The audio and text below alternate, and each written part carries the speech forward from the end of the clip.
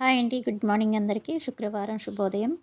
కార్తీక మాసం వచ్చిందంటే చాలు మనకు పూజలు అన్నీ గుర్తొస్తుంటాయి కదండీ! నాకైతే కార్తీక మాసం అంటే ఒక పండగతో సమానంగా చేసేదాన్ని ఇంతకుముందు.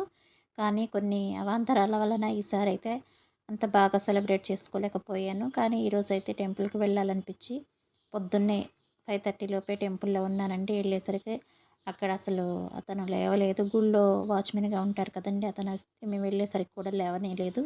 మేము వెళ్లి గేట్లు కొట్టి లేపాల్సిన పరిస్థితి అయితే వచ్చింది. ఏమోలెండి, అది కూడా ఒక అదృష్టమే అనుకుంటామేమో. ఎందుకంటే దేవుడికి సేవ చేసుకునే భాగ్యం అందరికీ కలగదు కదా! కానీ మాకైతే అప్పుడప్పుడు కలుగుతా ఉంటుందండి ఇలాగా. వెళ్ళిన తర్వాత అక్కడంతా కొంచెం శుభ్రం చేసేసుకొని ఇలాగ దీపం అయితే వెలిగించుకుంటున్నాను నేనైతే.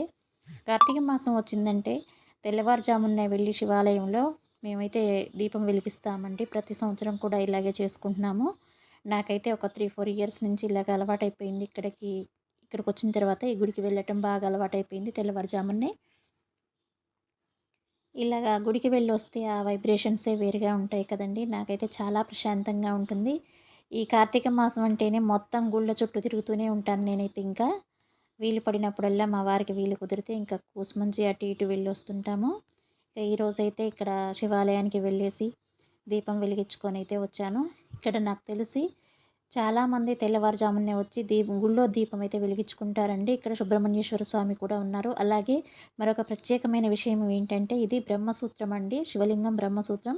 ఇక్కడ ఒక బామ్మగారు కనిపిస్తున్నారు చూసారా? ఆవిడకి 70 ఇయర్స్ అబోవ్ ఉండొచ్చండి. ఆవిడ నాకంటే ముందుగానే వెళ్తుంటారు గుడికి. నేను వెళ్ళేలోపు అక్కడే ఉంటారు. ఈరోజైతే ఆవిడకి కూడా కాస్త లేట్ అయింది.